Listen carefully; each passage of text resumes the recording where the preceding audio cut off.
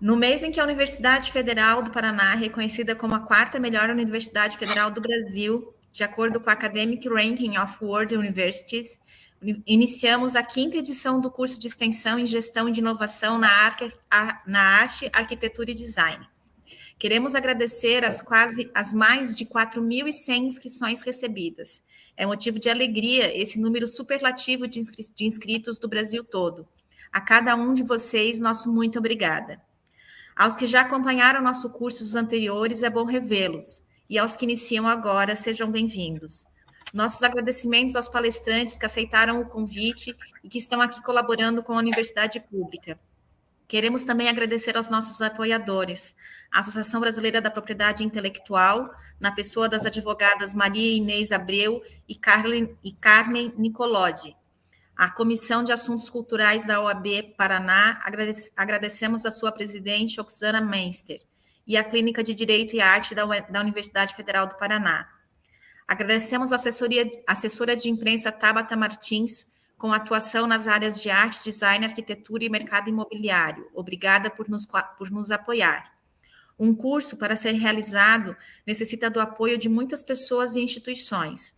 Mencionamos aqui algumas delas: Zilda Fraletti, Reinaldo Bessa, House Multiplataforma de Conteúdo da Gazeta do Povo, André Fabro, das Arte e Jornal Bem Paraná, e todos aqueles que contribuíram para a organização do curso, mesmo que não nominados, recebam nossos agradecimentos.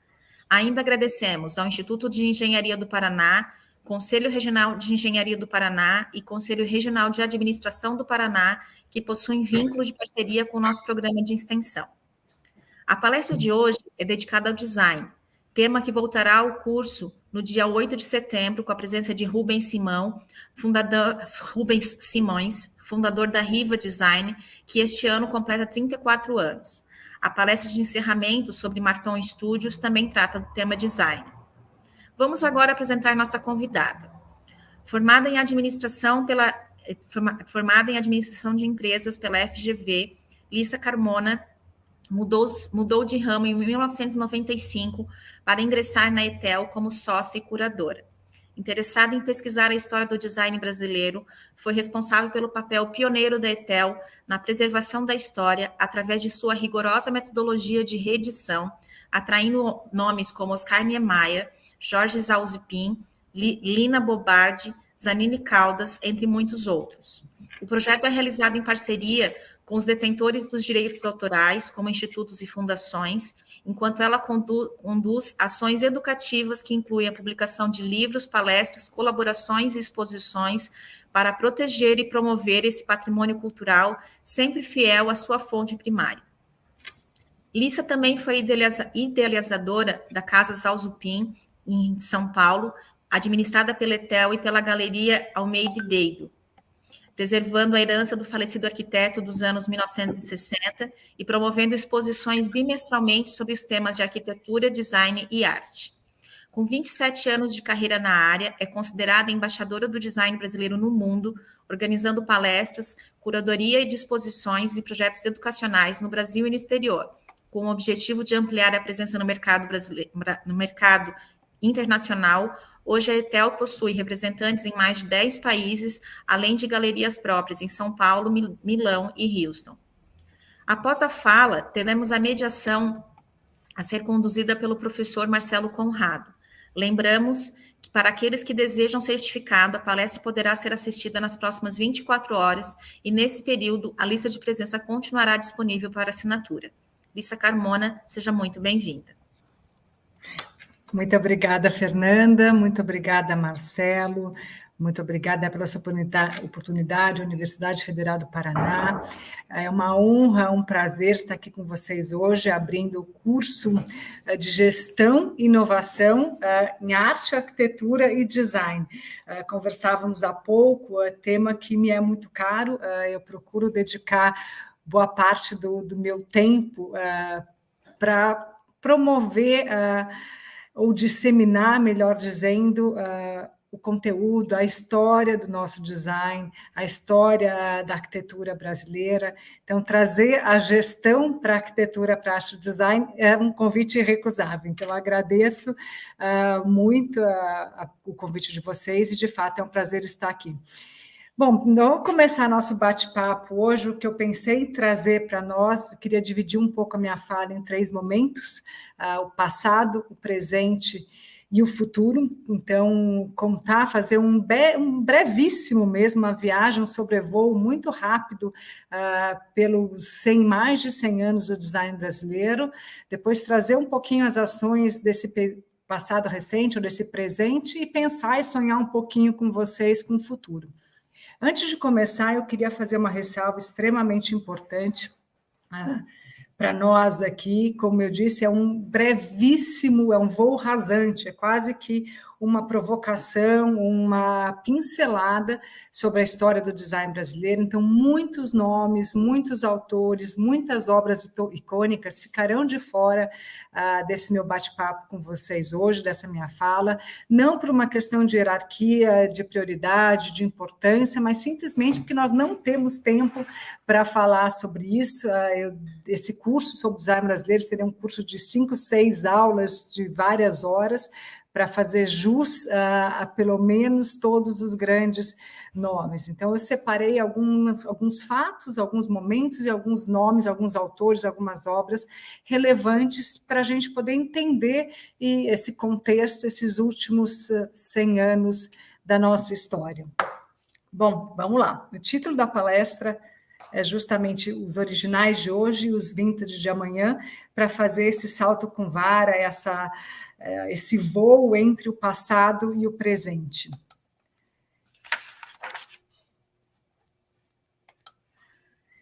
Mais de 100 anos atrás, lá nas idas de 1900, o Brasil era apenas um país gigante, continental, colonial e periférico, muito distante. Porém, com o advento das grandes guerras na Europa, logo ele se tornou um polo de atração dos grandes autores, dos talentos, fugidos da situação na Europa.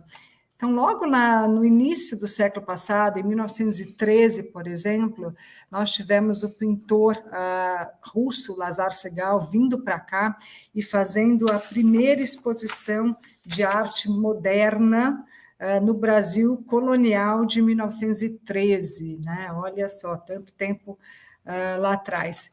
Pouquíssimo tempo depois, em 1922, nós tivemos, muitos de vocês com certeza já ouviram muito falar, sobretudo esse ano, quando nós celebramos o centenário também da Semana de Arte Moderna de 22. Esse evento foi muito importante, ele reuniu um grupo diverso de artistas de várias áreas, pintores, escultores, poetas, escritores, arquitetos, entre eles Di Cavalcanti, Anita Malfatti, Oswaldo e Mário de Andrade, Lazar Segal, John Grass, o arquiteto Gregory Warshawski, ou seja, brasileiros e estrangeiros, com o objetivo de atualizar, realmente de romper com esse Brasil colonial que eu estava colocando, atualizar, trazer a modernidade para o Brasil, tornar o Brasil moderno, atualizar o Brasil perante as vanguardas europeias, porém criando uma identidade verdadeiramente nacional, genuinamente nacional. Era isso que esse grupo de artistas, que esse movimento pregava. Pouquíssimo tempo depois, ainda nos anos 20, então, por conta da Primeira Guerra Mundial, vários desses autores vieram para o Brasil, são conhecidos como os pioneiros, né? Então, o Segal, que eu já mencionei, o John Grass era suíço, o arquiteto ucraniano, né, que agora a gente fala muito da Ucrânia, Gregory Warshawski, veio para o Brasil em 1928, ele projetou e construiu para si o que é considerada a primeira residência modernista do Brasil aqui em São Paulo, né, a Casa de Santa Cruz. Ele até escreveu um manifesto sobre a arquitetura moderna brasileira e por isso ele é considerado como o pai da arquitetura moderna brasileira. Já no início dos anos 30, nós tivemos outro fato muito relevante, a vinda do Le Corbusier para o Brasil e a construção do edifício do Palácio Capanema, da sede do Ministério da Educação e Saúde no Rio, edifício muito simbólico, muito icônico, muito importante, projetado por um grupo de arquitetos cariocas, chefiados por Lúcio Costa, tendo Oscar Niemeyer como estagiário e Le Corbusier como consultor. A história desse prédio é extremamente interessante, infelizmente a gente não vai poder conversar sobre ela hoje, a gente não tem tempo, mas eu recomendo para quem quiser se aprofundar um pouco mais a leitura do livro do Lauro Cavalcanti, chamado 18 Graus, que conta justamente dos bastidores desse importante edifício, da vinda do Le Corbusier para o Brasil, porque que de fato ele não é o autor desse projeto, isso é importante para a nossa história, mas ele é o consultor, e da importância da arquitetura moderna brasileira. A construção, esse foi o primeiro grande projeto moderno do Brasil. E a construção desse prédio colocou o Brasil no mundo, colocou o Brasil na vanguarda. Nós fomos considerados o país mais importante da arquitetura moderna brasileira, foi reconhecido no mundo inteiro. Tanto que logo depois, em 43, o MoMA, o Museu de Nova York, dedicou um andar inteiro para a exposição Brasil Builds, só sobre a arquitetura moderna brasileira. E essa exposição teve repercussão na Europa, logo depois, teve vários desdobramentos. Esse palácio, né, o MES, a sede do Ministério da Educação e Saúde, foi mencionado tanto por Lina quanto por Zalzupin na sua chegada no Brasil. A arquitetura moderna brasileira colocou o Brasil, de fato, no topo do mundo. Foi nessa época também que nós ganhamos o título de Brasil, País do Futuro, título do romance do escritor austríaco Stefan Zweig, por conta dessa efervescência e dessa qualidade da arquitetura moderna, ou seja, o Brasil estava no centro do debate, no centro da discussão, graças à arquitetura. Então, nós tivemos na década de 20 o protagonismo da arte, e aqui, nos anos 30 e 40, a grande protagonismo da arquitetura moderna brasileira, né? Ainda em 43, por aqueles momentos, por aqueles golpes de sorte de estar no lugar certo, na hora certa, com a pessoa certa, o português Joaquim Tenreiro, português da aldeia da Serra, marceneiro, de tradição familiar marceneiro, ou seja, filho e neto de marceneiro, mas artista também, um grande artista, estava no Brasil já, estava trabalhando numa marcenaria no Rio de Janeiro, fazendo móveis de estilo, móveis coloniais, móveis bem, de certa maneira, muito pesados, até que o Oscar Niemeyer, entra nessa marcenaria, nessa loja, estava procurando o mobiliário. Ele, por acaso, estava lá, não era nem o responsável, ele era apenas um desenhista, mas ele teve a oportunidade, a chance de mostrar para o Oscar Niemeyer as suas ideias para o mobiliário brasileiro, que diferiam muito daquilo que ele produzia nessa marcenaria. E o Oscar estava buscando justamente por uma casa que ele iria construir, que ele foi contratado para projetar na pequena cidade mineira de Cataguases, pelo industrial Inácio Peixoto. E essa casa e essa cidade teve não só o projeto do Niemeyer como o mobiliário de Tenreiro, mas o Jardim do Bulemax e obras de Portinari. Você imagina, em 43, que reunião de peso que foi esse projeto.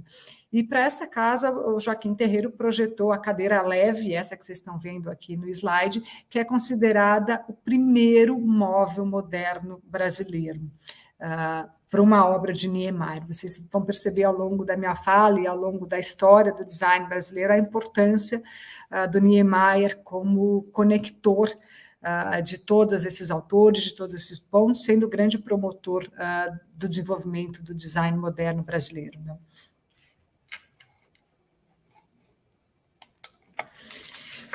Logo no final da década de 40, é marcado pela segunda leva, pela chegada aqui no Brasil da segunda leva, da segunda onda dos estrangeiros, de novo fugindo de mais uma guerra, agora da Segunda Guerra Mundial, de uma Europa devastada, então é muito ligado ao que estava acontecendo na Europa, então a presença desses estrangeiros na formação, na consolidação do design moderno brasileiro é muito importante.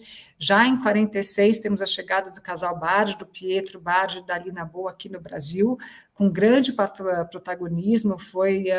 Foram os Bardos que criaram o primeiro curso de design aqui no Brasil. Já em 47, a Lina desenha a primeira peça do design, a primeira cadeira para o MASP, que foi a cadeira dobrável, que é essa que vocês estão vendo na foto. Então, ela desenha a sua primeira peça, desenha e produz aqui no Brasil. Em 47, a gente tem o Terreiro abrindo a sua primeira loja. Então, já começa aqui no final dos anos 40, logo na chegada deles, essa grande movimentação. Pouco tempo depois, em 49, Jorge Zalzupin, que falamos há pouco na abertura da Fernanda, também chega no Brasil, entre outros. Aqui vale a ressalva que não estou mencionando todos os estrangeiros que chegaram nesse momento, nem todas as suas obras, nem todos os autores. Também em 49, o brasileiro aí, Zanini Caldas, inicia a produção, funda a sua fábrica de móveis artísticos. Então, essa final dos anos 40, início dos anos 50, é marcado, de fato, por esse início da produção de mobiliário moderno brasileiro. E essa produção de mobiliário no Brasil, ela estava muito ligada nesses dois fatores, ou dois momentos que eu comentei no início. Nos anos 20 e 30, muito ligada à arte. Então, a gente está falando, tem aí a Semana de 22 como o marco zero, considerada a pedra fundamental, criou as bases para o nosso modernismo, mas também, a partir daí, a gente tem a mentalidade moderna, né? A gente tem o pensamento moderno sendo colocado aqui.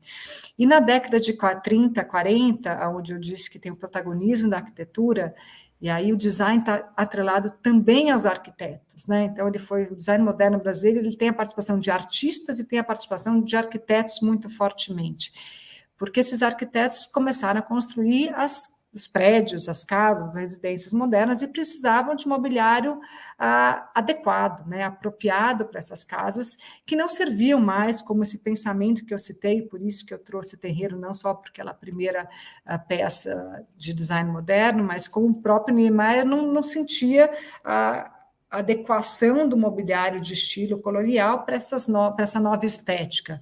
Vocês viram a casa do Warszawski, aí ele precisou desenhar mobiliário a contento apropriado para isso. Então, do encontro desses estrangeiros, desses grandes nomes que aqui chegaram, para citar alguns nomes, como o português Joaquim Terreiro, a italiana Lina Bobardi, o polonês Jorge Zalzupin, junto com os brasileiros que estavam, com Sérgio Rodrigues, com Zanini Caldas, com Oscar Niemeyer, o italiano Scapinelli, o grupo Branco e Preto, entre outros. Então, da junção desses grandes nomes, se deu realmente esse movimento antropofágico, essa relação antropofágica, onde as duas culturas elas se fundiram, elas foram deglutidas, digeridas, e devolvidas, né, numa nova estética, num novo pensamento, que é o nosso design moderno de imobiliário, que ele, ao mesmo tempo, ele é familiar, porque ele tem a participação muito importante, muito próxima de todos esses estrangeiros que eu citei, então, Terreiro, Lina, Scapinelli, Warszawski, Segal, Graz, Jean Gillon, Sérgio Rodrigues, Zanini Caldas, Zalzupin, o grupo Banquipeta, que tinham brasileiros e estrangeiros,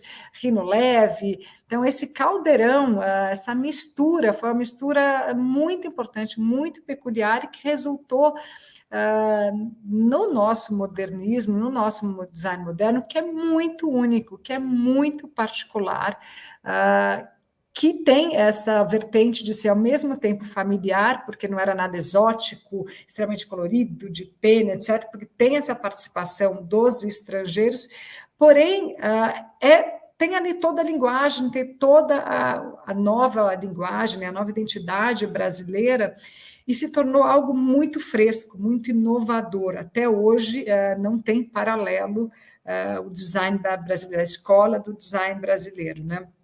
Como esse frescor, como essa expressão, vamos colocar assim, de todos esses autores juntos, né? Essa relação realmente que a gente gosta de chamar de antrofofágica, onde a gente tem essa digestão, né, dessas duas culturas, desculpe, e a devolução numa outra, em algo novo, diferente, né? Então, aqui vocês podem ver um pouco do resultado dessa estética entre brasileiros e estrangeiros, o quanto trouxe de beleza, de originalidade, de qualidade nesse design moderno. E os anos 50 são marcados, a gente chama que é o apogeu do design moderno, porque vocês viram o começo disso no final dos anos 40, então com a chegada desses novos estrangeiros, com as primeiras iniciativas, e também muito pelo advento de Brasília. A construção de Brasília, não tem como negar que foi uma grande mola propulsora do design moderno brasileiro. Você imagine, tendo Lúcio Costa e Niemeyer à frente de Brasília, lembra que eu mencionei que o Niemeyer é o grande ponto em comum, né? É o grande promotor do design moderno brasileiro. Então, imagine mobiliar todos esses grandes palácios, quer dizer, uma capital, 5 anos em 5, uma capital do zero, né? A maior utopia já realizada é Brasília. Então, a gente tem todos esses grandes nomes, de alguma maneira, produzindo para Brasília, sobretudo Tenreiro, Sérgio Rodrigues, Alzupin, Zanini estava bastante envolvido lá também, mas aí não como fornecendo mobiliário mais, mas de uma outra forma.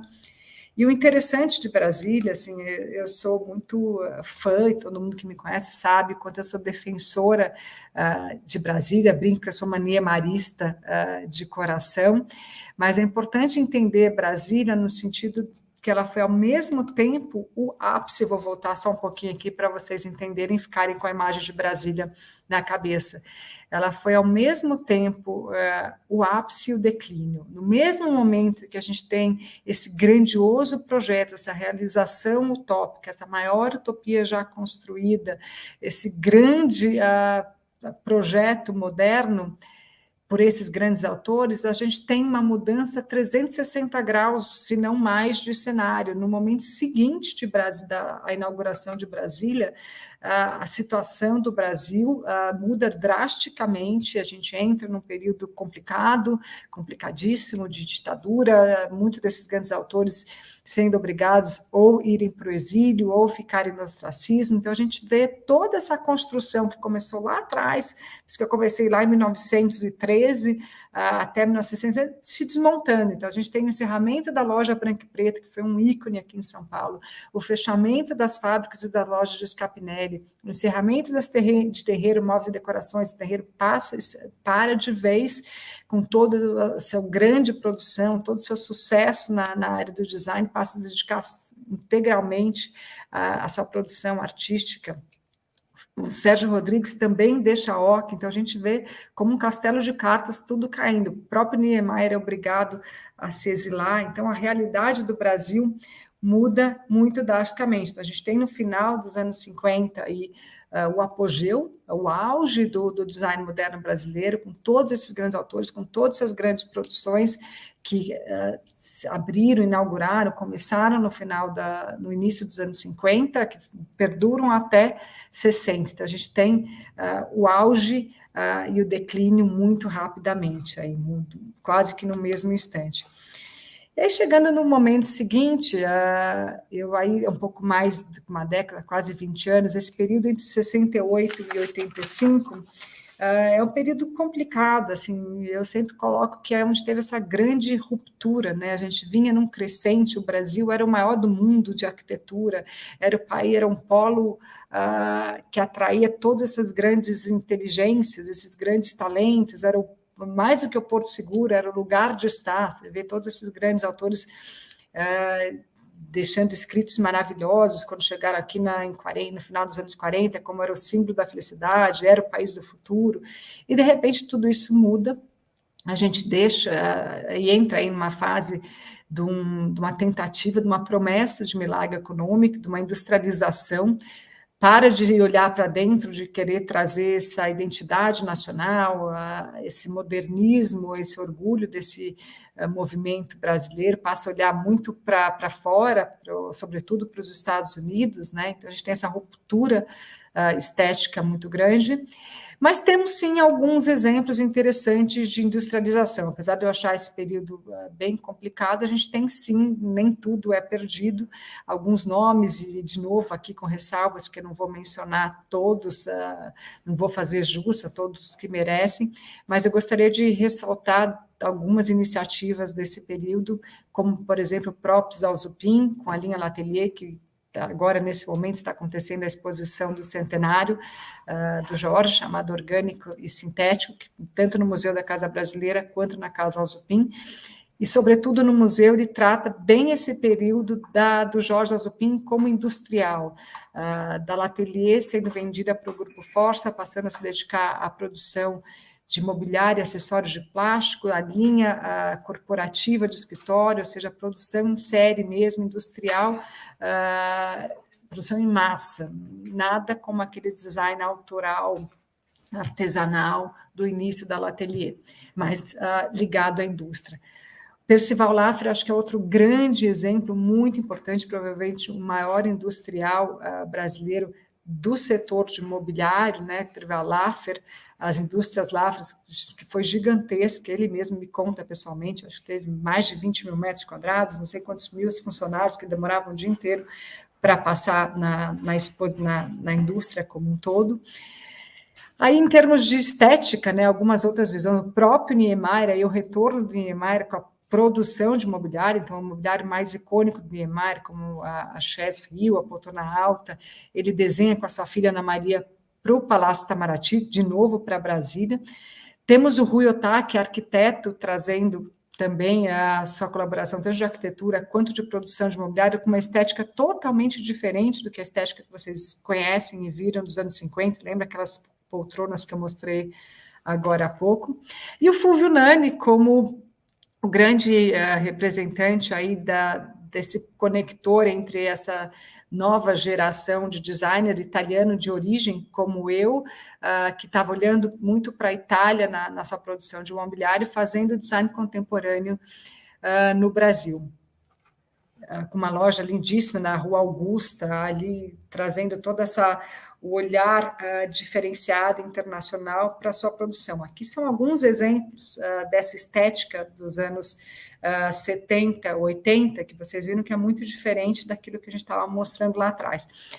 Eu queria parar aqui um pouquinho para dizer duas coisas, dois pontos importantes da minha fala, para vocês poderem ficar com isso em mente e entender um pouco os próximos passos. Primeiro, então, a gente teve essa ruptura estética, eu falei lá atrás que para vocês, de momentos importantes, ou seja, dos 20 e 30 ligado à arte, 30, 40, 40, 50, a arquitetura e a madeira. Então, eu enxergo o design moderno brasileiro com 3 pilares muito importantes, ou seja, 3 pilares de sustentação mesmo, arte, arquitetura e madeira. Então, o design moderno brasileiro, ele foi feito por artistas. Nós temos o Lazar Segal sendo pintor reconhecido, um grande artista, Tenreira, um grande artista, Palatinic, um grande artista, Geraldo de Barros, artista, com uma produção significativa na área de mobiliário. Muito por arquiteto, lembra que nós tivemos esses dois grandes, o apogeu da arquitetura moderna brasileira também, com todas essas casas, com todos esses projetos, Niemeyer como arquiteto, Warschauski arquiteto, Lina Bobbard arquiteto, Zalzupin arquiteto, Rino Leve arquiteto, entre outros, Branco e Preto era um grupo todo de arquitetos, né? Então, a presença, os diferenciais, os pilares do design moderno, arte, arquitetura e madeira. O dito por vários deles, todo esse time dos anos 50, eles eram muito apaixonados e muito admiravam muito as madeiras tropicais brasileiras, fazia não só parte dessa identidade nacional, mas tinha realmente uma devoção. Então, a gente tem aí a presença do jacarandá muito forte. Então, quando a gente fala de mobiliário dos anos 50, os 3 pontos principais que vêm em mente são esses 3, quer dizer, arte, arquitetura e madeira.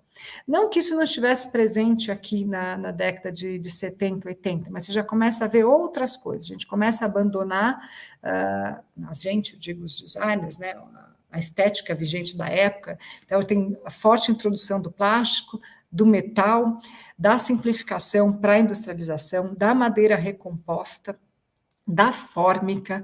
Então, é uma outra linguagem, é uma outra estética que tem muito essa ruptura com o passado, né? com aquilo que foi o nosso apogeu, o nosso momento principal.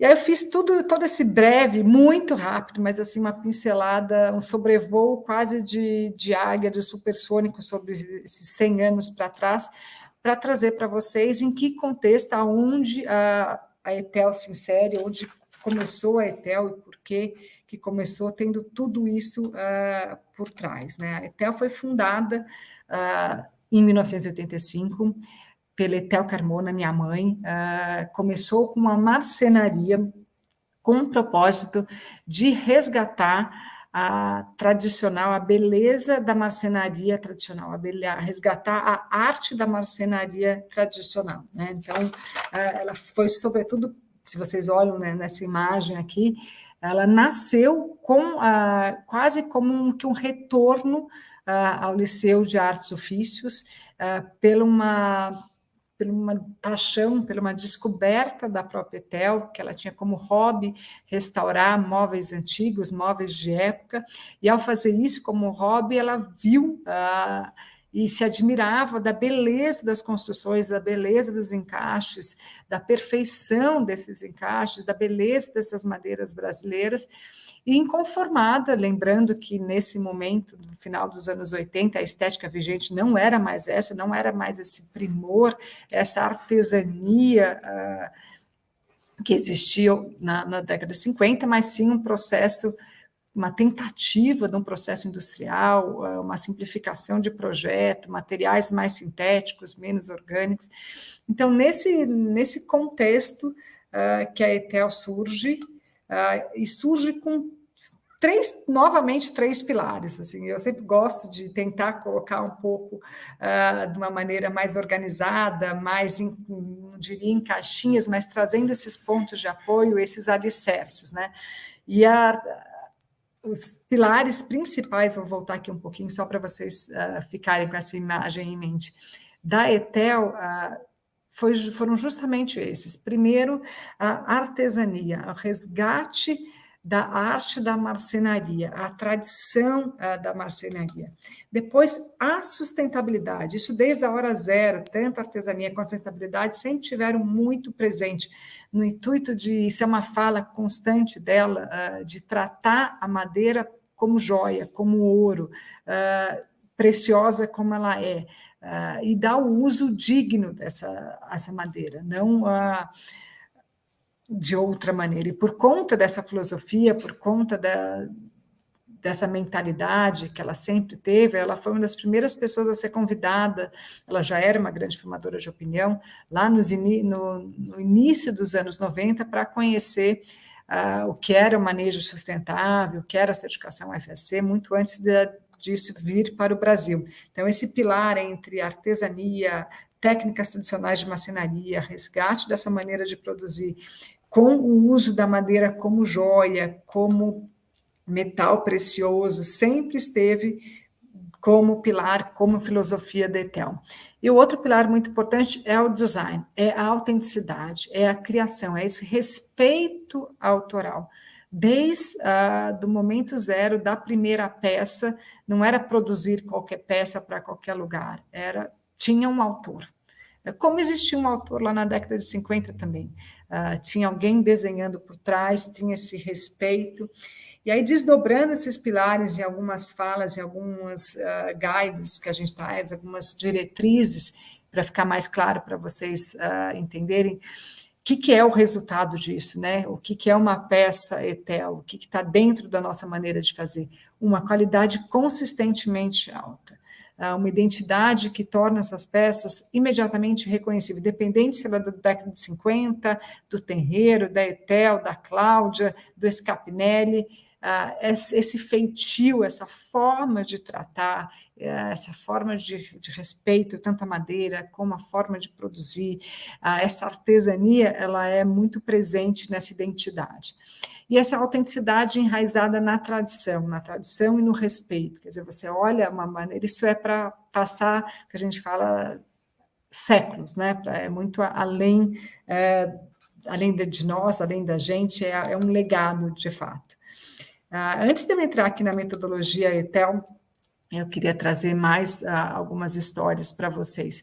Todo mundo, ou muita gente, acha que a Etel começou reeditando os grandes nomes do design moderno brasileiro, reeditando os clássicos, quando foi ao contrário. A Etel começou como uma marcenaria, com essa vontade, com essa filosofia de resgatar a arte da marcenaria tradicional e com essa crença da madeira como joia, como ouro, da beleza dessas madeiras. Então, para a Etel, para minha mãe, nada mais... madeira para ela sempre foi ouro, então tanto que tem matérias de revistas da década de 90, ela com anel já em madeira, e dizendo isso para mim é tão precioso quanto qualquer pedra preciosa, quanto o ouro, prata, ou o que for. Então, nasceu para produzir as peças desenhadas pela própria Etel e pela Cláudia Moreira Salles, que foi a primeira designer a fazer parte do Etel logo na sequência, no início dos anos 90. E o grande mentor do Etel, quando a Etel abriu a galeria em São Paulo, em 93, foi o Fulvio Nani, que a gente mencionou aqui atrás, um grande designer da década de 80, designer brasileiro, ítalo-brasileiro, né, de origem italiana. Então, logo que a Etel abriu em São Paulo, em 93, começaram as primeiras, vamos colocar assim, as primeiras provocações no sentido de reedições. Em 93, quando nós abrimos a galeria, o livro Móvel Moderno do Brasil, da Maria Cecília Schiavo, da professora Maria Cecília Schiavo, foi o primeiro livro sobre o tema, sobre design de mobiliário moderno no Brasil, e foi lançado na nossa galeria, na Etel, em 1993, logo no ano da abertura, tanto que ela conta toda a trajetória, é uma bíblia, é até hoje o livro mais importante para entender o design moderno, e ele termina falando das peças desenhadas pela Etel e pela Cláudia, como isso seria o futuro daquela época, né? Então já era a continuidade. Essa geração 90 tem um papel muito importante no resgate do design moderno, e aí trazer mais luz para o design brasileiro. Então, aqui em 94, tem uma matéria no Estado de São Paulo, uma coluna muito famosa na época, chamada Persona, do Sérgio Jovem, por conta do lançamento do livro da Marlene Acaiaba, sobre o branco e preto. Então, era um primeiro livro também sobre o grupo branco e preto, esse importante grupo da década de 50. Então, nesse início dos anos 90, começam a ter os intelectuais, os professores, a academia, falando sobre o design moderno, buscando recuperar essa história. Então, o César Job coloca aqui, abro aspas, a recuperação dos desenhos dos móveis, alguns preciosos em sua elegância, irá certamente interessar a indústria, como a de Etel Carmona, por exemplo, que tem os melhores artesãos e respeita o bom desenho. Então, essa foi a provocação feita em 94, demorou muito tempo para que a gente conseguisse fazer a primeira. A gente não estava pensando, a Etel não estava pensando isso na época, eu entrei na empresa pouco depois disso. A gente estava realmente concentrada na produção do mobiliário dela, do mobiliário da Cláudia, mas em 98 a gente começa, finalzinho, 98, 99, a criar, a desenvolver essa metodologia de reedição. O primeiro grupo, o primeiro designer a ser reeditado não foi dali, esse da foto, mas foi sim o branco e preto, foi ele mesmo, com a família, o contrato foi assinado com 11 herdeiros, imagina, era um grupo de 7, se eu não me engano, eu não sou muito boa com esses números agora, assim, de cabeça, mas eram os integrantes do Branco e Preto, mas foi assinado com todos os herdeiros que estavam vivos à época, um a um, reunidos nessa mesa, para assinar o primeiro contrato de reedição do Brasil com a metodologia desenvolvida pela ETEL. O que traz essa metodologia? Primeiro, nós só trabalhamos com as fontes primárias, só trabalhamos com o designer, ele mesmo, quando possível, com a família, com os herdeiros, com as fundações ou com as instituições, quem de fato de direito. Então, quem tem direito desse legado intelectual é com quem nós trabalhamos. As peças são fiéis às peças de época, porém atualizadas ao momento presente, ao momento de hoje. Não tem como se falar que nós vamos produzir Zalzupim ou Tenreiro em Jacarandá. Não existe, a realidade do mundo do Brasil mudou em relação ao Jacarandá. Nós vamos atualizar essas peças para a realidade de hoje, para madeiras sustentáveis, para madeiras com origem garantida, controlada. Vamos atualizar, na medida do possível, o jeito de produzir, mas sempre de uma maneira muito artesanal. Isso a ETEL não mudou, quer dizer, os artesãos, a artesania sempre esteve e continua presente na filosofia da ETEL. Todas as peças são numeradas, carregam seu próprio DNA, que permite saber toda a história da peça, quem produziu, ou seja, quem foi o artesão que produziu, quem que desenhou, quando essa peça foi desenhada, quando ela foi editada, que número é, quem é o cliente inicial, e permite essa rastreabilidade. Daqui 10, 15, 20, 30 anos, pode-se voltar, pode-se trazer esse número e vai saber toda essa história, ou seja, a garantia de autenticidade, a garantia da continuidade, do respeito para esse legado. Então, além desse DNA, todas as peças têm seu certificado, são numeradas, muitas vezes têm duplo certificado, como o caso das peças do Niemeyer, tem a moedinha do Niemeyer vinda o número que vem da fundação, com o certificado que vem da fundação, com o nosso número, tudo isso para garantir a autenticidade, os originais de hoje, os vintage de amanhã, que são essas peças e essa maneira de produzir.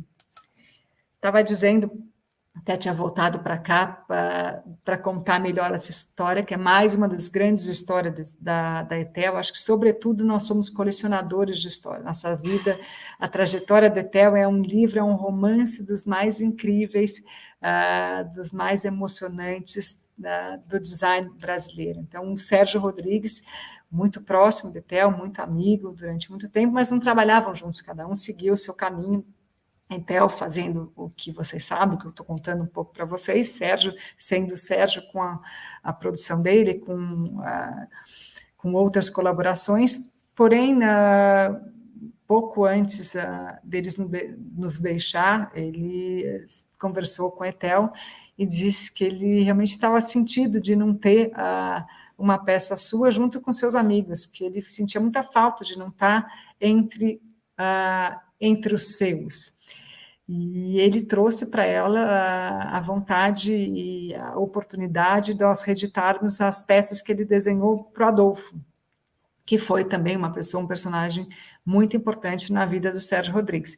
E aí esse bilhetinho, quando a gente começa essa relação, quando a ETEL começa a relação com ele, então quando eu disse que, na medida do possível, quando possível, essa relação é com o próprio designer, ele coloca: minha cara ETEL, comovido com a inexistência por ter um móvel meu, espero em breve resolver este problema. Um abraço carinhoso, Sérgio Rodrigues. E aí a gente começou todo esse trabalho de produzir essas duas peças, isso virou uma entrevista, foi uma das últimas entrevistas que Sérgio Rodrigues deu em vida, e a gente lançou na Feira de Arte do Rio de Janeiro, então, de novo, a sinergia com a arte, e o Sérgio ele já estava doente à época, já estava bastante debilitado, ele viu tudo, aprovou tudo, viu as peças, viu a seleção das madeiras, mas ele acabou falecendo muito poucos dias, semanas antes da abertura da exposição, em sua homenagem.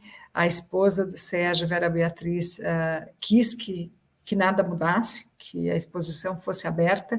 O cenário foi feito a expografia foi feita pela Lia Siqueira. A ideia inicial era que faltaria o personagem, né? Faltaria o Adolfo, porque era a sala de escritório do Adolfo, era como o Adolfo trabalhava.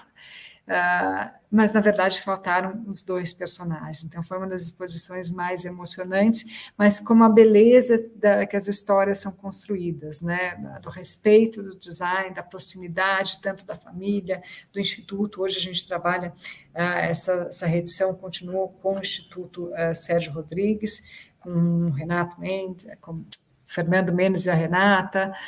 Então, a gente trabalha junto com eles. Então, é uma história muito... uma das várias histórias muito bonitas nesse sentido.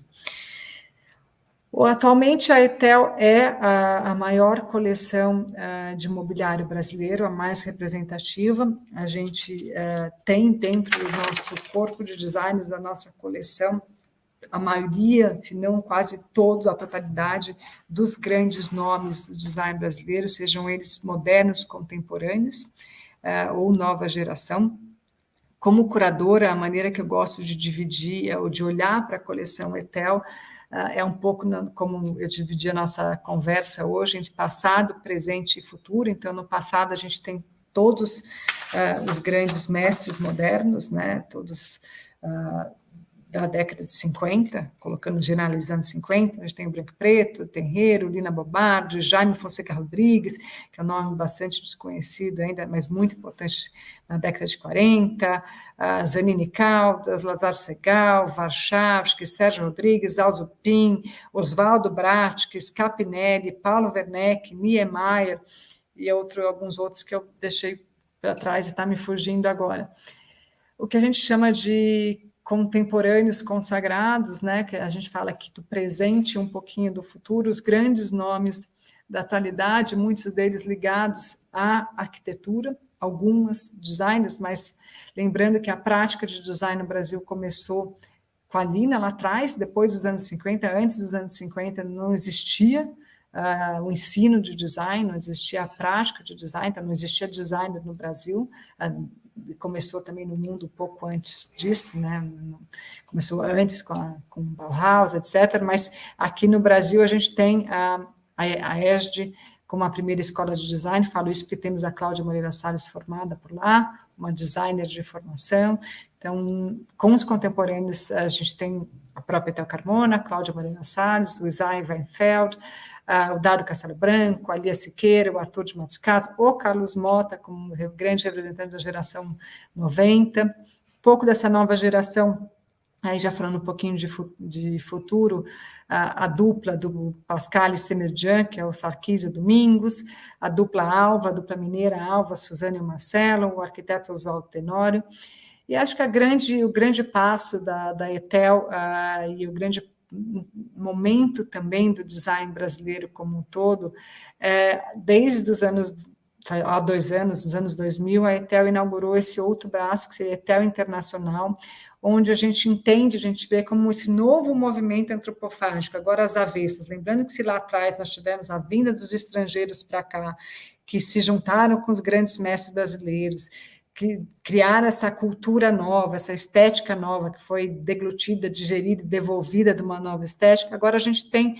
a ETEL no mundo levando todos os grandes nomes brasileiros, trazendo esse reconhecimento para o design brasileiro como uma das grandes escolas do design brasileiro, que não deve nada para as outras, ao lado da escola escandinava, da escola italiana, mas os grandes nomes internacionais, os grandes designers internacionais passaram com a ETEL Internacional a desenhar para nós. Então, a gente traz aí a outra visão, eles interpretando, eles interagindo com a forma de produzir brasileira, com a história da ETEL, com as madeiras brasileiras, ou seja, de novo a gente está nessa relação muito saudável, muito proveitosa, que traz muitas alegrias de uma relação realmente dessa mescla, essa mistura das duas culturas para devolver algo novo, algo que é tanto brasileiro quanto internacional. Então, já no nosso corpo de designers internacional, nós temos a Patrícia Urquiola,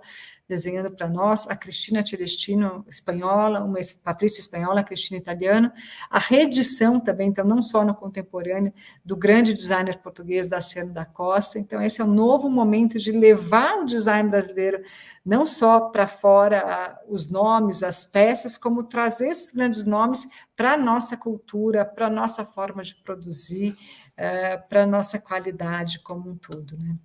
Aí, para mostrar para vocês um pouco o resultado do que é Etel em termos de peça, né, no mundo todo. Então, a gente tem peças aí da Lia Siqueira, com Zozupin, da Cláudia, esse carrinho da Patrícia Urquiola, que é muito importante pensando aí em futuro do design, para onde vai o design contemporâneo, e essa relação que eu coloquei agora, que eu acho muito importante, dessa novo momento antropofágico, por exemplo, esse carrinho, nós brasileiros, nós aqui desenvolvemos a primeira resina vegetal, que é feita com casca de madeira e com polímero de bagaço de cana-de-açúcar, imagine. Tem uma camadinha, 80% dela é resina vegetal, com uma pequena camada só de resina mineral, mas é uma inovação enorme, feita por nós brasileiros, com a Patrícia Urquiola, e foi eleito a Etel por conta dessa iniciativa. O ano passado, retrasado, fomos eleitos entre as 5 maiores marcas ou coleções ou nomes do mundo no quesito Zero Waste pela El Decor Índia, ou seja, esse reconhecimento também nesse lado de inovação, e é por aí que eu acho que é o futuro. Aí é uma brecha, que eu digo, uma estrada para vocês pegarem, do que eu acho que é o futuro do design contemporâneo, onde a gente devia estar, por onde a gente devia caminhar.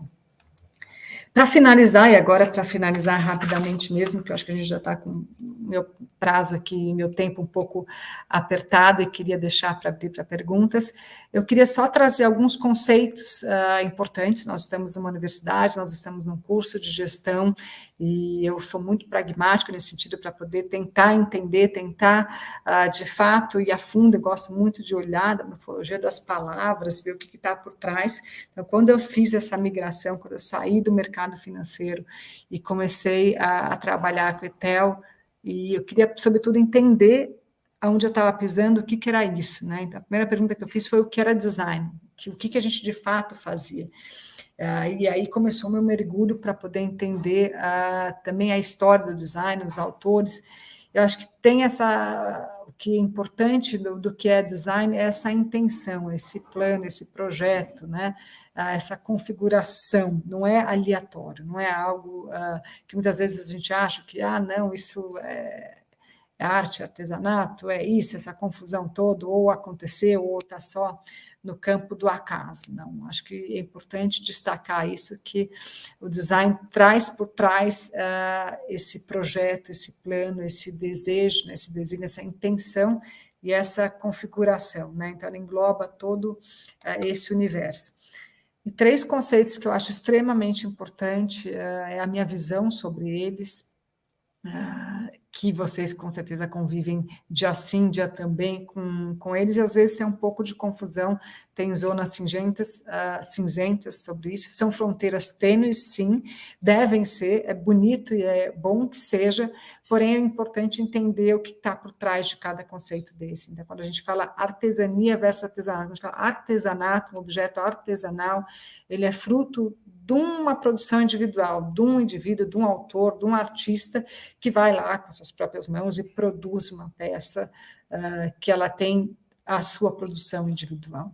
Quando a gente já passa para o design, a gente já tem aquela intenção, aquele projeto que ele leva a outros executantes. É um projeto, o designer projeta para o trem executar, podendo ser indústria, podendo ser artesão, pode ser uma produção artesanal, porque é feita por artesãos, pode ser uma pequena produção, mas outros podem produzir, não tem mais aquele artesão, no caso desse primeiro banco, produzindo seu próprio banco ou a sua própria peça no quesito artesanato.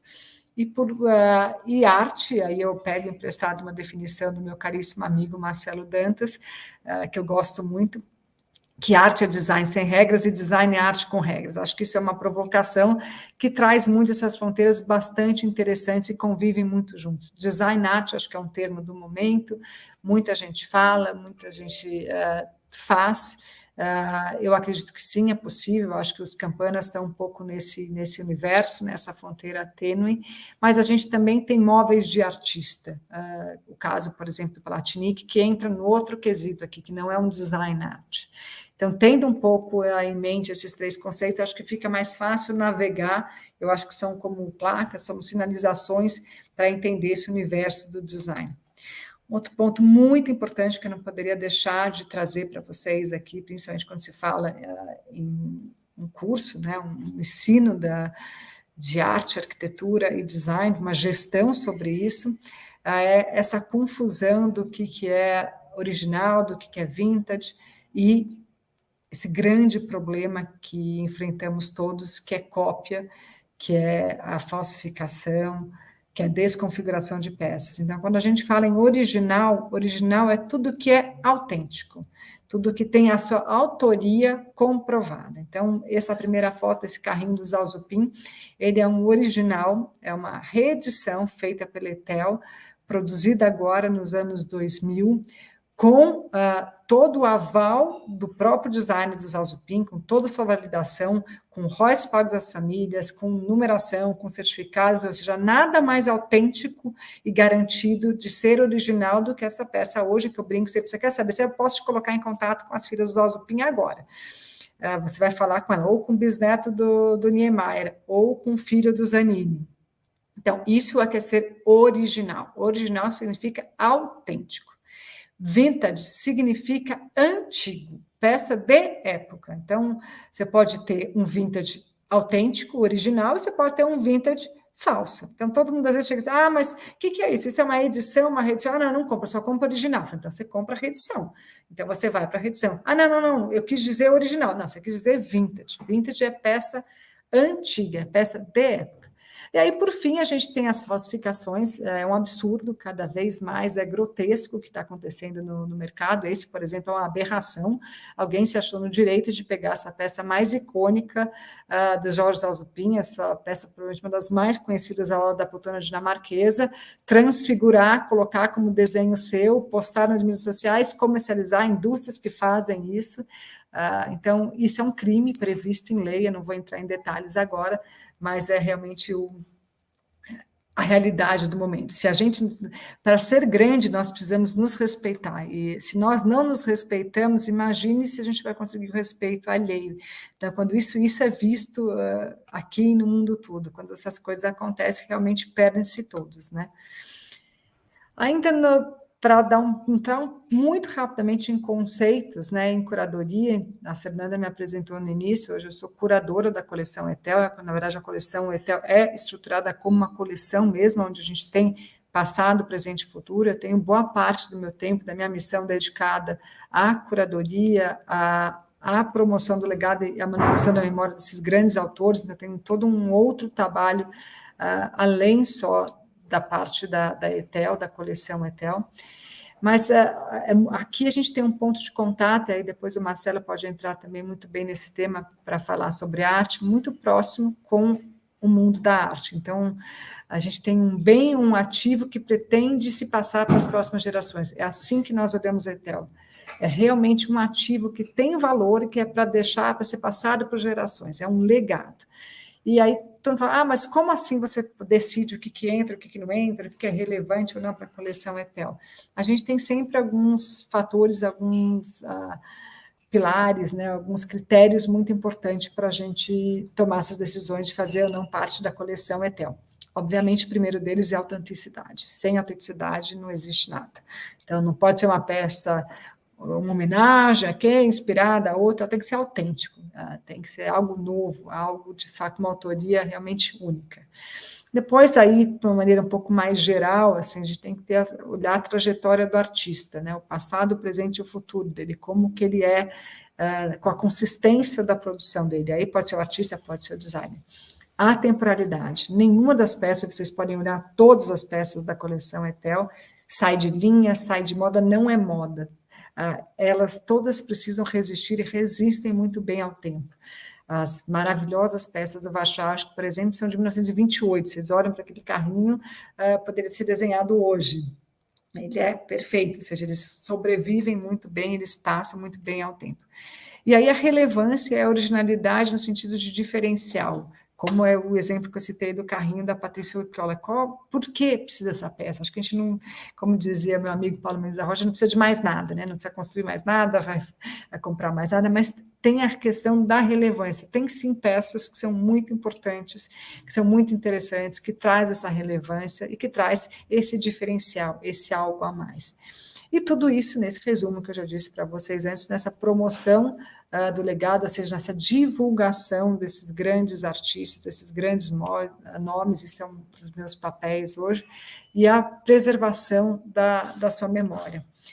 Então, era isso que eu tinha que apresentar para vocês. Eu termino aqui com um pouco do que eu chamo de promoção do legado e preservação da memória, com algumas imagens da Casa Zalzupin, como ela era e como ela é hoje, como casa-museu. Então, aqui, quando o Jorge era vivo, quando a casa era sua residência, com toda a beleza de uma vida vivida, e depois como um museu dedicado à sua obra, dedicado a exposições.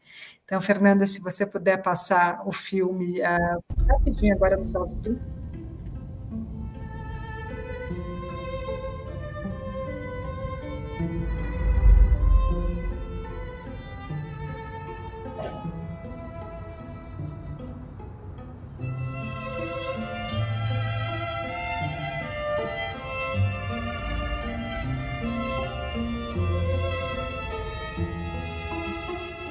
Essa casa, como uma casa de um arquiteto, tem muito de um grande designer.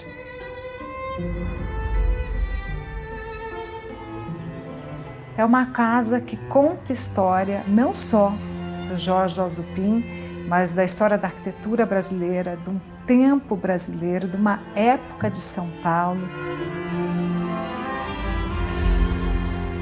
E é muito difícil separar a casa da pessoa, da obra, do legado de Jorge. Uma arquitetura que ele não estava preocupado em mostrar, mas em sentir, em usar. Um trabalho impecável e perfeito da madeira que resistiu lindamente ao tempo, a esses 60 anos. Essa casa é um tesouro. Acho que, como todo o design moderno brasileiro, tem muitos detalhes que se conectam precisamente com o seu trabalho de mobiliário.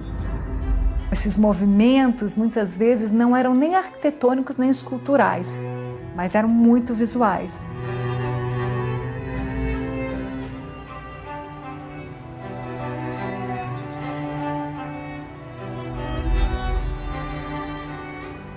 O encontro do Pinho de Riga com o Jacarandá, o encontro da escola escandinava com a escola brasileira de design, de arquitetura, está muito presente nessa casa.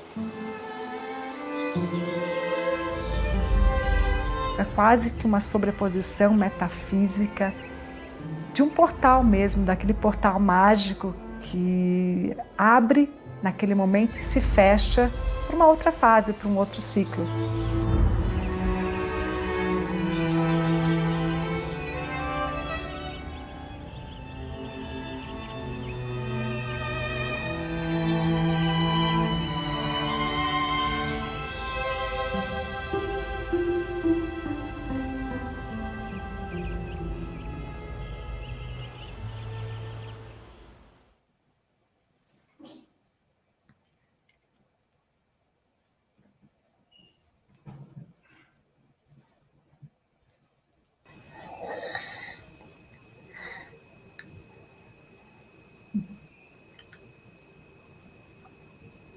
Encantada. Não tem outra palavra para a gente falar, não tem outra expressão para a gente falar depois dessa palestra maravilhosa que você nos deu.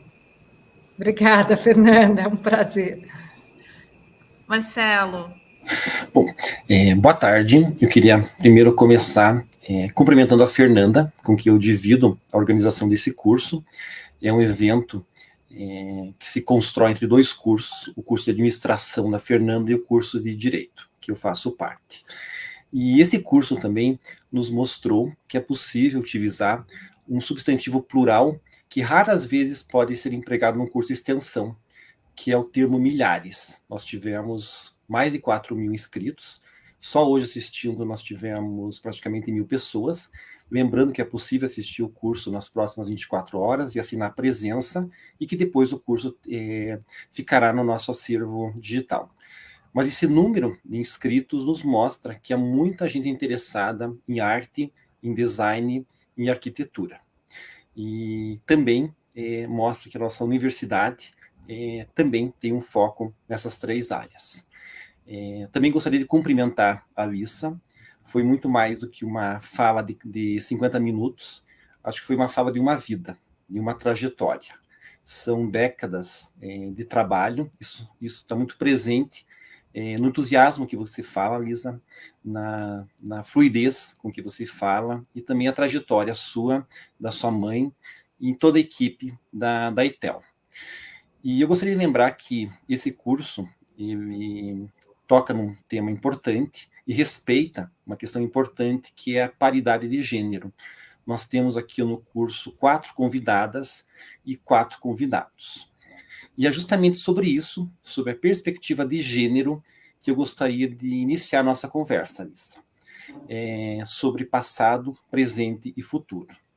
Você deu uma entrevista recentemente dizendo que em mais de 20 anos você sofreu um preconceito por ser mulher, tanto no Brasil como fora do Brasil.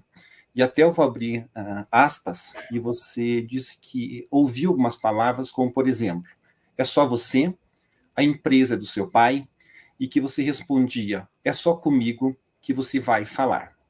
Então, a primeira pergunta, ela é voltada para o passado e para o presente. Eu gostaria que você falasse um pouco sobre o espaço da mulher no design nesses últimos anos, se nós tivermos avanços e retrocessos. E agora eu faço uma pergunta voltada para o futuro. E para essa pergunta, eu vou trazer 2 dados do Salão do Móvel de Milão. Um deles é o seguinte: em 2019, esse salão foi acusado de machismo, porque na cerimônia de abertura só foram convidados homens para representar as instituições. 2 anos depois, 2021, o Salão do Móvel de Milão, ele abre com uma mulher, a primeira mulher que comanda, que preside o Salão do Móvel do Design. Eu vou tomar como empréstimo um artigo que foi escrito ano passado pela presidente do Conselho de Arquitetura e Urbanismo do Brasil, e ela deu um título a esse artigo, que é O Futuro da Arquitetura é Feminino. Eu vou ressignificar essa afirmação e eu vou substituir a palavra arquitetura por design e vou transformar essa afirmação numa pergunta, que é a seguinte: o futuro do design é feminino? Então, são essas 2 perguntas iniciais que nós começamos a nossa conversa. Muito obrigada, Marcelo. Mais uma vez agradeço o convite e agradeço, sobretudo, essa pergunta. Não estava esperando, mas eu acho muito importante, e eu fiz questão de frisar. Eu acho que eu não falei com toda a ênfase que eu gostaria de ter feito, mas agora, ouvindo essa pergunta, eu refaço a minha fala, onde a ETEL não só não começou reeditando mobiliário moderno, mas ela começou com o design de 2 designers, produzindo tanto peças dela como da Cláudia Moreira Salles nos anos 80, o que era muito não esperado, não usual. E uma marcenaria, que também era um campo de mobiliário, né, de masculino, na verdade. A produção de móvel era um domínio masculino. A gente olha no passado, a gente vê que a única representante é a Lina Bobato. E eu tenho muito orgulho e muita, realmente, acho que orgulho é a palavra mais certa, de ser uma das empresas que tem maior número de mulheres designers do Brasil, seguramente, mas quiçá do mundo. A gente estava em Houston uma vez, eu estava na inauguração da loja. Eu vou começar contando essa história para responder essas perguntas. Então, uma francesa olhou, porque a gente tem sempre a lista dos nomes na porta, e contou 1, 2, 3, 4, 5, 6... Vocês têm 6 mulheres designers, isso é um recorde, mas vai parar por aí? Tipo, é um elogio, mas é uma bronca. E eu fiquei muito surpresa e satisfeita de ver que ela realmente pensava, era uma arquiteta, e ela disse, porque você sabe como que esse mundo é. Eu falei, eu sei muito bem como esse mundo é. E quando eu dei essa entrevista, eu estava realmente contando que no começo muito do que eu achava que não dava certo na Itália, o que era mais difícil, talvez fosse por uma experiência, por uma dificuldade, até meu próprio marido disse, falou assim, você parou para pensar que você é mulher sozinha na Itália, a Itália é um país extremamente machista, nesse sentido, você vê tanto que foi em 2019 essa questão da feira, é muito recente, não estou falando do passado, estou falando do presente, isso de fato aconteceu, e eu estava com a Patrícia Urquiola logo depois, a gente comentando sobre isso, o que tem essa questão de gênero. Então, acho que para a mulher ele foi, e aí no passado muito mais difícil, a gente teve que se provar, não só no campo do design, como no campo da arquitetura, as histórias estão aí para se mostrar, um pouco mais, e o Brasil talvez até menos, um pouco menos difícil do que nos demais. Apesar de Brasil também ser um país complicado nesse sentido, mas aqui foi um pouco menos, acho que a gente sentiu um pouco menos, já tinha o caminho aberto pela Lina, já tinha o caminho um pouco da minha mãe, da Cláudia, de outros designers, mas ainda era uma presença muito tímida das mulheres. E na Itália isso foi muito duro, não só na parte de design, mas na arquitetura. Esse artigo que você mencionou foi, de fato, na Bienal da Arquitetura, o pavilhão da Itália, ele colocou um stand inteiro, um pavilhão inteiro sobre a presença da mulher na arquitetura, ou seja, arquiteto no sentido feminino. A arquitetura é feita na Itália por mulheres, mostrando a importância. Foi um escândalo essa história do Salão do Móvel, tanto que no ano seguinte, o ano que não teve a feira, era o Design delle Donne, era citada, era o ano delle Donne, ou seja, era o ano das mulheres, e de lá para cá, por isso que as designers internacionais, por isso a postura tanto da Patrícia, são quase agressivas, porque é no fórceps.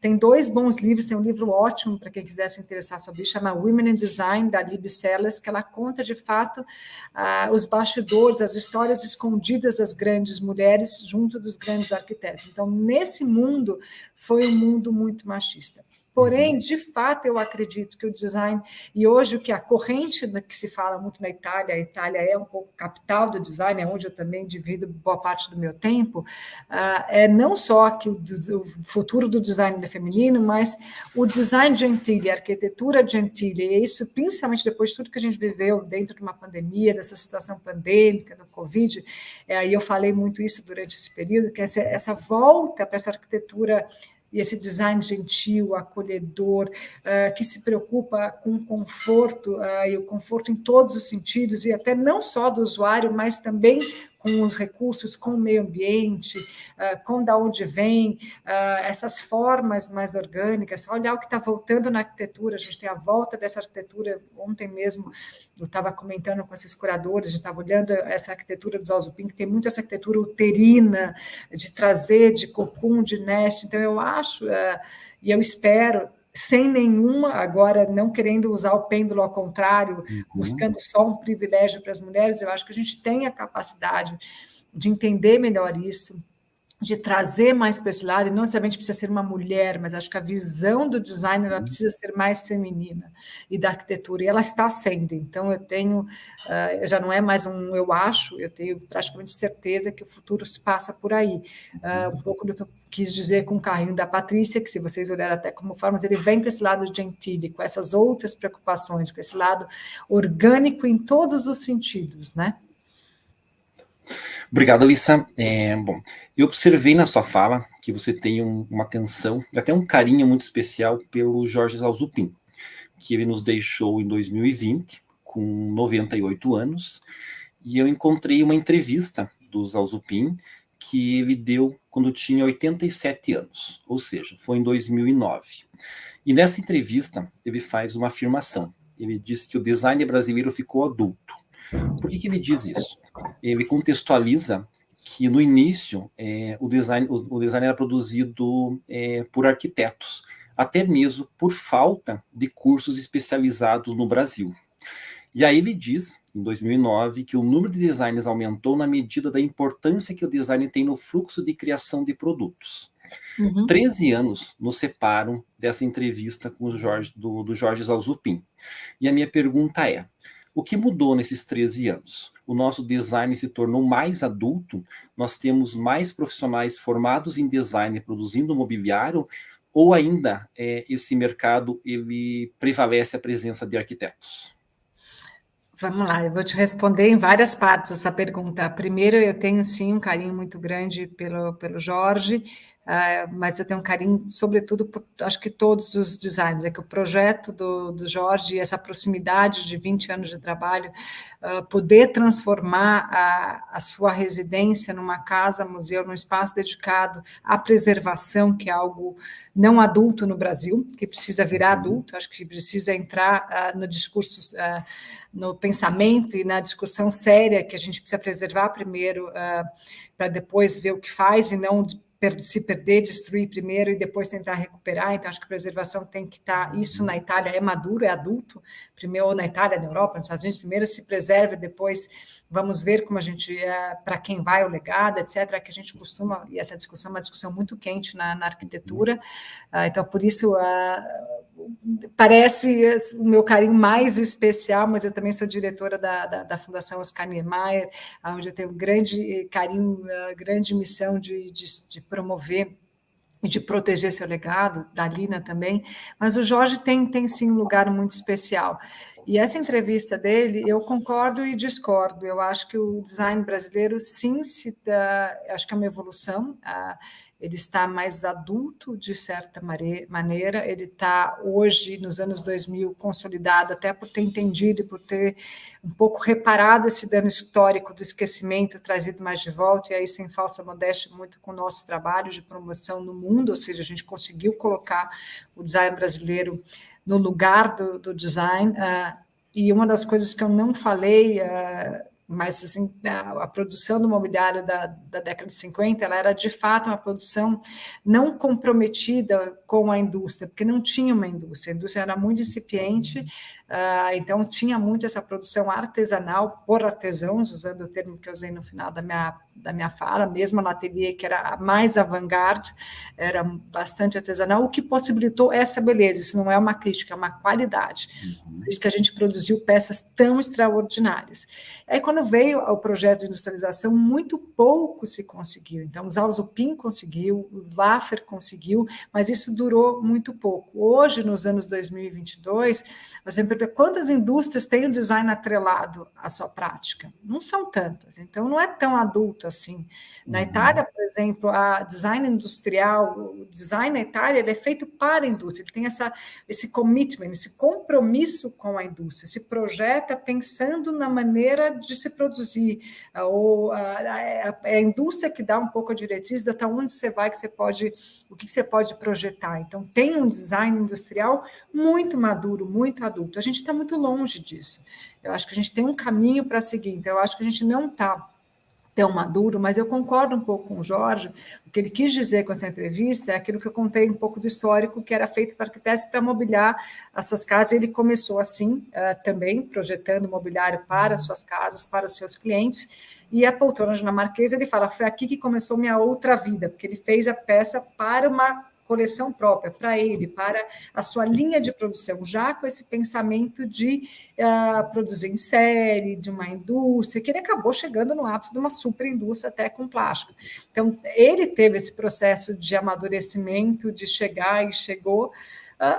Hoje, a gente ainda tem os designers de hoje, o design contemporâneo, muitos deles são arquitetos, muitos ainda desenham para sua casa, mas eu acho que a gente já está, vamos dizer, não 100% adulto, mas a gente já está saindo da adolescência, vai querendo chegar um pouquinho na maturidade, a gente está no caminho. Não sei se adulto é o termo certo, mas em vias de. Tá. Bom, a sua presença, isso acho que ela poderia ser feita aqui em várias palestras, e tanto conteúdo quanto tanta profundidade, e eu teria até algumas folhas de perguntas aqui para serem feitas, mas vou fazer apenas uma, para nós encerrarmos aqui. Vai ser um desafio de alguns segundos para eu fazer a pergunta e alguns segundos para você responder. Até vou reunir duas perguntas em uma só. A primeira é o seguinte: o seu nome ele é associado a duas atuações profissionais. Você é CEO da Itel e a curadora de design. Eu queria saber o que faz um profissional de curadoria de design. O que é um curador de design? E a segunda pergunta, nós vamos entrar na sua casa, você deu uma entrevista dizendo que você tem uma predileção por literatura. Você tem, inclusive, 2 bibliotecas em casa, e um dos teus locais preferidos da sua casa é sua mesa de trabalho, e lá fica os livros que você está lendo. E a pergunta é, qual livro de literatura a Alissa está lendo? Vamos lá, eu acho que eu respondi, vou ser bem breve, para a gente ter pouco tempo. O que é ser curadora, um pouco do que no meu último slide de curadoria. Eu acho que eu gosto muito da etimologia da palavra, então curadoria vem de cura, né? Vem ter, em italiano, sobretudo, ter cuidado. Acho que é cuidado, escolher, pensar a longo prazo, pensamento estratégico, por que esse autor entra na coleção Etel, por que aquele não, por que essa peça entra, e eu coloquei um pouco os critérios, aí eu já me antecipei, já coloquei um pouco pensando o que é ser curadora, né, e acho que curadora pode ser de Etel, já fui curadora de outras mostras também, essa mostra e outras exposições, como em Milão, essa exposição agora do Centenário dos Alzupin, eu assino a curadoria junto com 2 outros curadores, grandes curadores profissionais, como Guilherme Wisnik e com Giancarlo Torraca, então a gente tem toda uma profundidade aí de pensamento crítico, de análise crítica da história, das peças, da trajetória, para ser um curador. E, de fato, eu sou apaixonada por literatura, tenho muitos livros, tropeço em livro, vem livro na minha mala, eu tenho várias, eu estou na minha mesa, de uma das minhas mesas de trabalho aqui de casa. De literatura, eu acabei de reler um livro maravilhoso, então eu tenho até um sistema para ler, sou um pouco também meio metódica nesse sentido, eu sempre leio algo de literatura e algo relacionado à pesquisa, a trabalho, que traz mais esse universo do que eu vivo. De literatura, eu acabei de reler, eu já tinha lido, mas foi um deleite, eu peguei sem querer na minha estante, que ele chama Elegância do Ouriço, é um livro maravilhoso que passa por filosofia, menciona alguns livros de literatura japonesa que eu gosto muito, e entra um pouquinho até nessa questão filosófica do viver, do morar, eu muito recomendo. E já que a gente está num curso de design, estou aqui na minha mesa, tem 2 livros muito bacanas que vale a pena, tem esse branco aqui do Ken, que eu adoro, o Ken Hara, Design and Design, que é muito interessante, que vale muito a pena, e tem um outro, pena que não são livros brasileiros que não tem, mas esse eu acabei de trazer da Itália, não comecei a ler, vou começar, chama Reset Modernity, é do Bruno Latour, que eu acho que é um pouco... É um livro que não foi feito agora, não é pós-realidade do que a gente viveu, mas é o que a gente está vivendo. Será que a gente precisa resetar nossa modernidade? O que a gente precisa pensar para o futuro? Então, tá aí alguns pormenores da minha vida, Marcelo. Muito obrigado, Alissa. Muito obrigado por estar presente conosco. Sabemos que sua agenda é bastante concorrida e obrigado por aceitar o convite. Acho que é importante dizer que todos os nossos convidados participam gratuitamente desse curso. Então, obrigado pelo seu tempo e por contribuir com a Universidade Federal do Paraná. Eu que agradeço. Foi um prazer. Obrigada, Marcela, obrigada, Fernanda, e obrigada a todos que me escutaram. Muito obrigada, Alissa. Foi um prazer imenso tê-la aqui na nossa primeira palestra do nosso 5º curso de extensão. Agradeço a todo mundo que ficou conosco até agora. A aula vai ficar disponível no nosso canal para vocês reverem, e a lista de presença por mais 24 horas para vocês assinarem. Nos encontramos, então, na quinta-feira, às 5h30 da tarde, com a nossa próxima palestra. Certo? Tchau, tchau, gente. Obrigada. Tchau, gente.